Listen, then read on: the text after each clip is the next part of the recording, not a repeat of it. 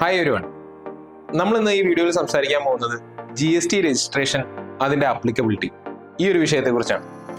ആർക്കെല്ലാം GST registration എടുക്കണം, GST registration എപ്പോൾ എടുക്കണം, ടേൺ ഓവർ ലിമിറ്റ് എത്രയാണ്, GST രജിസ്ട്രേഷൻ എടുത്തില്ലെങ്കിൽ എന്തൊക്കെ പ്രശ്നങ്ങൾ വരും, അതെടുക്കുന്നതിൻ്റെ ബെനിഫിറ്റ്സ് എന്തൊക്കെയാണ്, GST രജിസ്ട്രേഷൻ കമ്പൾസറി ആയി എടുക്കേണ്ട സാഹചര്യങ്ങൾ അതെന്തൊക്കെയാണ് എന്നെല്ലാം നമ്മൾ ഈ വീഡിയോയിലൂടെ എക്സ്പ്ലെയിൻ ചെയ്യുന്നത്. മുൻപുണ്ടായിരുന്ന excise duty, value added tax, service tax, അങ്ങനെ ഒരുപാട് ഇൻഡയറക്ട് ടാക്സുകളെ ഒരുമിച്ചാക്കി വൺ നാഷൻ വൺ ടാക്സ് എന്നുള്ള ഒരു രീതിയിൽ കൊണ്ടുവന്നിട്ടുള്ളൊരു ടാക്സ് സിസ്റ്റമാണ് GST അഥവാ ഗുഡ്സ് ആൻഡ് സർവീസ് ടാക്സ്. GSTക്ക് മുന്നേ ഉള്ള ഒരു സാഹചര്യം നോക്കുമായിരുന്നെങ്കിൽ നമുക്ക് പല രീതിക്കുള്ള ടാക്സുകളും കംപ്ലൈ ചെയ്യേണ്ടതായിട്ടുണ്ടായിരുന്നു. അതായത് value added tax, excise duty, service tax, ഇങ്ങനെ പല ടാക്സുകളും ഉണ്ടായിരുന്നു. അന്നൊക്കെ റിട്ടേൺ ഫയൽ ചെയ്യുമ്പോൾ നമ്മളിപ്പോൾ ഗുഡ്സ് ട്രേഡിങ് ചെയ്യുന്ന ആളാണ്, അതുപോലെ തന്നെ നമ്മൾ അതേ ബിസിനസ്സിൽ തന്നെ നമ്മൾ സർവീസും ചെയ്യുന്നുണ്ട്. അങ്ങനെയാണെങ്കിൽ നമുക്ക് സർവീസ് ടാക്സിന്റെ റിട്ടേൺ ഫയൽ ചെയ്യണം, വാല്യൂ ആഡഡ് ടാക്സിന്റെ റിട്ടേൺ ഫയൽ ചെയ്യണം. ഇങ്ങനെ റിട്ടേണിന്റെ ഒരു കോംപ്ലക്സിറ്റി കൂടുതലായിരുന്നു. GST നിലവിൽ വന്നതിന് ശേഷം നമുക്ക് GST റിട്ടേൺ എന്ന് പറയുന്ന ഒരൊറ്റ റിട്ടേൺ ഫയൽ ചെയ്താൽ മതി. അതായത് വൺ നാഷൻ വൺ ടാക്സ് എന്നുള്ള ഒരു കോൺസെപ്റ്റിലാണ് 2017 GST നിലവിൽ വന്നു. GST നിലവിൽ വന്നിട്ട് ഇപ്പോൾ 9 വർഷമായി അല്ലേ. പല ആളുകളും ഇപ്പോഴും GSTയെ കുറിച്ച് അൺഅവേർഡാണ്. നമുക്ക് GST രജിസ്ട്രേഷന്റെ കാര്യങ്ങളൊക്കെ ഒന്ന് ഡീറ്റെയിൽ ആയിട്ടൊന്ന് സ്റ്റഡി ചെയ്താലോ. ഇപ്പോൾ സാധനങ്ങൾ വിറ്റാലും സർവീസസ് നൽകിയാലും GST ബാധകമായിട്ട് വരും. ഉദാഹരണത്തിന് goods traders and manufacturers, contractors, restaurants, consultants, freelancers, അതുപോലെ തന്നെ കമ്മീഷൻ ഏജൻസ്, കൊമേഴ്ഷ്യൽ പ്രോപ്പർട്ടികളിൽ നിന്നോ എക്യുപ്മെന്റ്സിൽ നിന്നൊക്കെ റെന്റൽ ഇൻകം കളക്ട് ചെയ്യുന്ന ആളുകൾ, ഇവർക്കൊക്കെ ചില സാഹചര്യങ്ങളിൽ GST എടുക്കേണ്ടതായിട്ട് വരും. അങ്ങനെയുള്ള സാഹചര്യങ്ങൾ ഏതൊക്കെയാണെന്ന് നമുക്കൊന്ന് ഡീറ്റെയിൽ ആയിട്ട് നോക്കിയാലോ. പലർക്കും ഉള്ള ഒരു തെറ്റായ ധാരണ ഞങ്ങളെല്ലാം സ്മോൾ സ്കെയിൽ ട്രേഡേഴ്സ് ആണ്, അല്ലെങ്കിൽ സ്മോൾ സ്കെയിൽ സർവീസ് പ്രൊവൈഡേഴ്സ് ആണ്, ഞങ്ങൾക്കൊക്കെ ഈ GST രജിസ്ട്രേഷൻ ബാധകമാണ്. പക്ഷെ ഇവരാരും അറിയുന്നില്ല അവരുടെ ടേൺ ഓവർ GST ലിമിറ്റിൽ പറയുന്നതിനേക്കാൾ ഇൻക്രീസ് ആവുന്ന കാര്യം. ട്രേഡേഴ്സ്, മാനുഫാക്ചേഴ്സ്, റെസ്റ്റോറൻറ്റ് ബിസിനസ് നടത്തുന്ന ആളുകൾ, ഇവരുടെ എല്ലാം കാര്യം എടുത്തു നോക്കുകയാണെങ്കിൽ ആനുവൽ ടേൺ ഓവർ 40 ലക്ഷം കഴിഞ്ഞാൽ കമ്പൾസറി ആയി GST രജിസ്ട്രേഷൻ എടുത്തിട്ടുണ്ടാവണം. 40 ലക്ഷം വരെയുള്ള ടേൺ ഓവറിന് അവർക്ക് GST രജിസ്ട്രേഷൻ ബാധകമല്ല എന്ന് തന്നെ പറയും. അതുപോലെ സർവീസ് പ്രൊവൈഡേഴ്സിന്റെ സാഹചര്യം വന്നാൽ 20 ലക്ഷം കഴിഞ്ഞാലാണ് GST രജിസ്ട്രേഷൻ എടുക്കേണ്ടത്. 20 ലക്ഷം വരെയുള്ള ടേൺ ഓവറിന് GST രജിസ്ട്രേഷൻ ബാധകമല്ല. കേരളം അല്ലാത്ത ചില സ്പെഷ്യൽ കാറ്റഗറി സ്റ്റേറ്റ്സിൽ ഈ പറഞ്ഞ ടേൺ ഓവർ ലിമിറ്റ് കുറച്ച് കുറവായിരിക്കും. കേരളത്തിൽ ഗുഡ്സിന്റെ ടേൺ ഓവർ ലിമിറ്റ് 40 ലാഖും സർവീസസിന്റെ ടേൺ ഓവർ ലിമിറ്റ് 20 ലാഖുമാണ്. ഇതൊന്നും കൂടാതെ നിർബന്ധമായും നമ്മൾ GST രജിസ്ട്രേഷൻ എടുക്കേണ്ട സാഹചര്യങ്ങളുണ്ട്. ഉദാഹരണത്തിന് ഇന്റർ സ്റ്റേറ്റ് സപ്ലൈ, അതായത് ഒരു സ്റ്റേറ്റിൽ നിന്നും മറ്റൊരു സ്റ്റേറ്റിലേക്ക് നമ്മൾ സപ്ലൈ ചെയ്യും, നിർബന്ധമായും GST രജിസ്ട്രേഷൻ എടുക്കേണ്ടതായിട്ടും. രണ്ടാമതായി e-commerce sellers, Amazon, Flipkart, Meesho പോലുള്ള ഇ-കൊമേഴ്സ് പ്ലാറ്റ്ഫോം വഴി സെല്ല് ചെയ്യുന്ന ട്രേഡേഴ്സ് നിർബന്ധമായും GST രജിസ്ട്രേഷൻ എടുത്തിരിക്കണം. മൂന്നാമതായി e-commerce service providers, Swiggy, Zomato പോലുള്ള ഇ-കൊമേഴ്സ് പ്ലാറ്റ്ഫോം റൺ ചെയ്യുന്ന ആളുകൾ നിർബന്ധമായും GST രജിസ്ട്രേഷൻ എടുത്തിരിക്കണം. നാലാമതായി casual taxable persons, exhibition, trade fair പോലുള്ള ടെമ്പററി ബിസിനസ് നടത്തുന്ന ആളുകൾ എന്തായാലും GST രജിസ്ട്രേഷൻ എടുക്കും. അഞ്ചാമതായി നോൺ റെസിഡന്റ് ടാക്സബിൾ പേഴ്സൺ, ഇന്ത്യക്ക് പുറത്തുള്ള ആളുകൾ ഇന്ത്യയിൽ വന്ന് ബിസിനസ് ചെയ്യുമ്പോൾ നിർബന്ധമായും GST രജിസ്ട്രേഷൻ എടുക്കേണ്ടതായിട്ടുണ്ട്. ഈ പറഞ്ഞതൊക്കെയാണ് നിർബന്ധമായും നമ്മൾ GST രജിസ്ട്രേഷൻ എടുക്കേണ്ടതായിട്ടുള്ള സാഹചര്യങ്ങൾ. ടേൺ ഓവർ ലിമിറ്റ് എത്താതെയും സ്വമേധയാൽ നമുക്ക് GST രജിസ്ട്രേഷൻ എടുക്കാവുന്നതാണ്. അങ്ങനെ എടുത്താലുള്ള അഡ്വാൻറ്റേജസ് എന്തൊക്കെയാണെന്ന് നമുക്ക് നോക്കിയാലും, ഇതിൽ ഒന്നാമത്തേത് GST input tax credit claim ചെയ്യും. അതായത് സപ്പോസ് നിങ്ങൾ GST രജിസ്ട്രേഷൻ ഉള്ള വ്യക്തിയാണെങ്കിൽ നിങ്ങൾ ഗവൺമെന്റിലേക്ക് അടയ്ക്കാനുള്ള GST ലയബിലിറ്റിയിൽ നിന്ന് നിങ്ങളുടെ വെണ്ടർ ചാർജ് ചെയ്തിട്ടുള്ള GST ഇൻപുട്ട് കുറച്ച് ബാക്കി എമൗണ്ട് മാത്രമേ നിങ്ങൾക്ക് ലയബിലിറ്റി വരികയുള്ളൂ. ഈ വിധത്തിൽ നിങ്ങൾക്ക് GST ഇൻപുട്ട് ക്രെഡിറ്റ് എടുക്കാവുന്നതാണ്. രണ്ടാമതായി വലിയ കമ്പനികളുമായി നിങ്ങൾക്ക് ലോങ് ടേം ബിസിനസ് കരാറിൽ ഏർപ്പെടാൻ സാധിക്കും.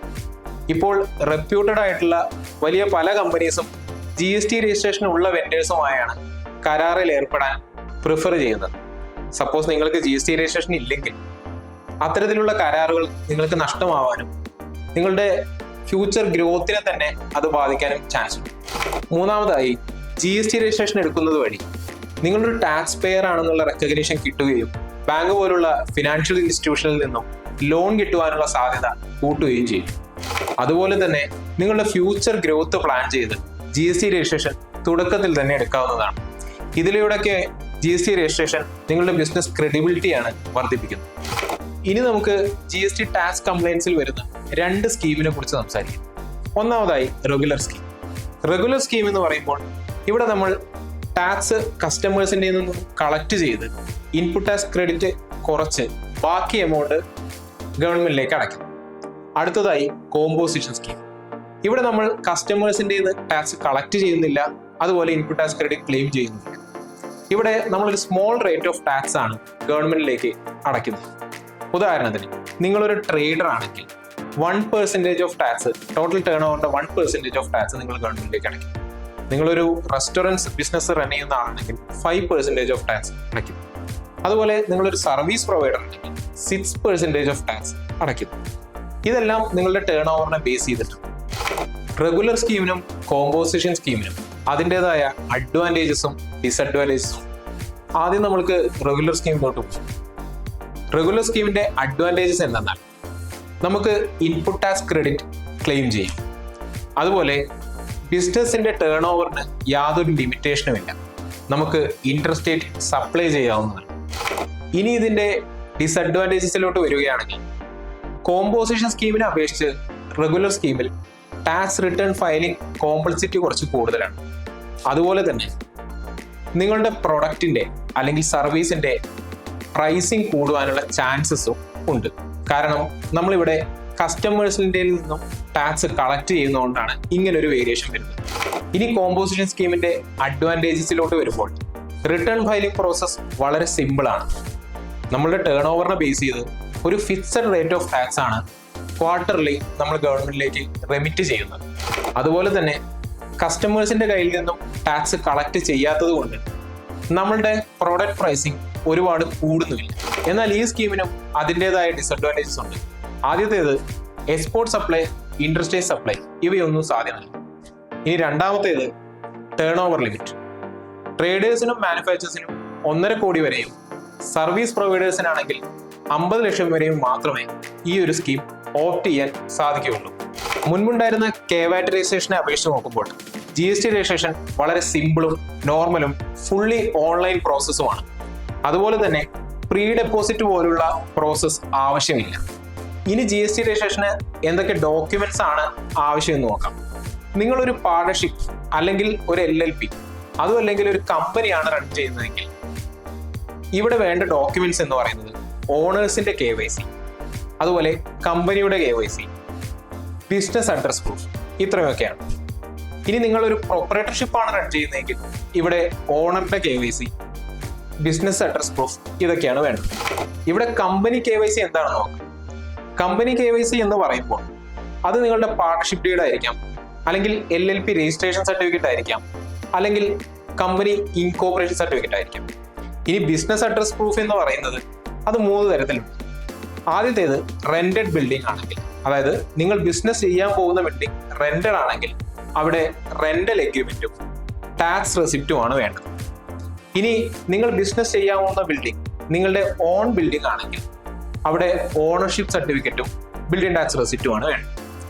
ഇനി ഇവയൊന്നും അല്ലാതെ ഈ ഒരു ബിൽഡിംഗ് നിങ്ങളുടെ ഫാദറിന്റെയോ അല്ലെങ്കിൽ മദറിന്റെയോ പേരിലുള്ളതാണെങ്കിൽ അവരുടെ കയ്യിൽ നിന്നുള്ള ഒരു നോൺ ഒബ്ജക്ഷൻ സർട്ടിഫിക്കറ്റും ടാക്സ് റെസിപ്റ്റുമാണ് വേണ്ടത്.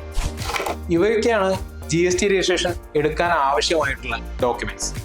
GST രജിസ്ട്രേഷൻ അപ്ലൈ ചെയ്യുന്നതിന് മുന്നേ നിങ്ങളുടെ മൊബൈൽ നമ്പർ ആധാറുമായി ലിങ്ക്ഡ് ആണോ എന്നുള്ളത് ഉറപ്പുവരുത്തണം.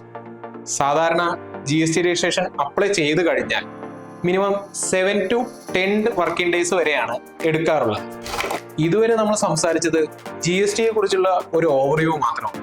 ഇനി വരുന്ന വീഡിയോസിൽ നമ്മൾ GSTയിലുള്ള ഓരോ ഹെഡും കൃത്യമായി അനലൈസ് ചെയ്ത് റിയൽ ലൈഫ് എക്സാമ്പിൾസോട് കൂടെ ഡിസ്കസ് ചെയ്യുന്നതാണ്. So join with me tax journey with Siddharth.